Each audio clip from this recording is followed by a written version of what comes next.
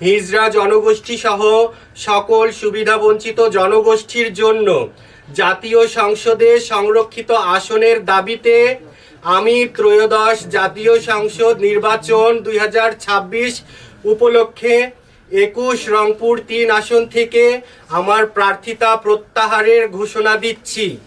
একই সাথে সম্মানিত ভোটারদের প্রতি আমার প্রার্থিতা প্রত্যাহারের প্রেক্ষিতে হরিণ প্রতীকে ভোট না দেওয়ার জন্য বিনীত অনুরোধ জানাচ্ছি।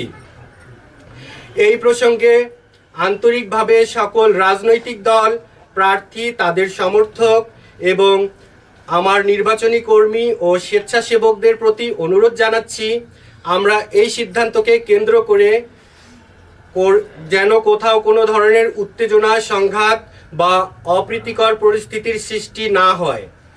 আমরা শান্তিপূর্ণ, সৌহার্দ্যপূর্ণ ও সহনশীল রাজনৈতিক পরিবেশে বিশ্বাস করি। প্রিয় রংপুরবাসী, আমি আপনাদেরই রংপুরের একজন সাধারণ নাগরিক। রংপুরের দীর্ঘদিনের অবহেলা ও বঞ্চনার যে ক্ষোভ আপনাদের মাঝে রয়েছে তা আমার মাঝেও সমানভাবে বিদ্যমান। গত নির্বাচনে আপনারা আমাকে যে ভালোবাসা ও সমর্থন দিয়েছেন তার জন্য আমি চিরকৃতজ্ঞ। আমি প্রতিশ্রুতি দিয়েছিলাম যে নির্বাচনে জয়ী হই বা না হই, মানুষের পাশে থাকব।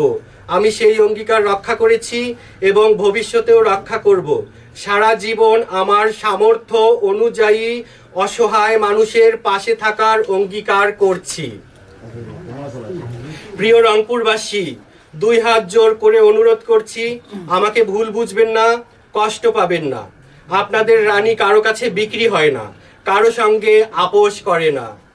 এটি কোনো বিদায় নয়, এটি বৈষম্যের বিরুদ্ধে একটি দৃঢ় নীতিগত ও শান্তিপূর্ণ অবস্থান। আমার জন্য দোয়া ও আশীর্বাদ করবেন।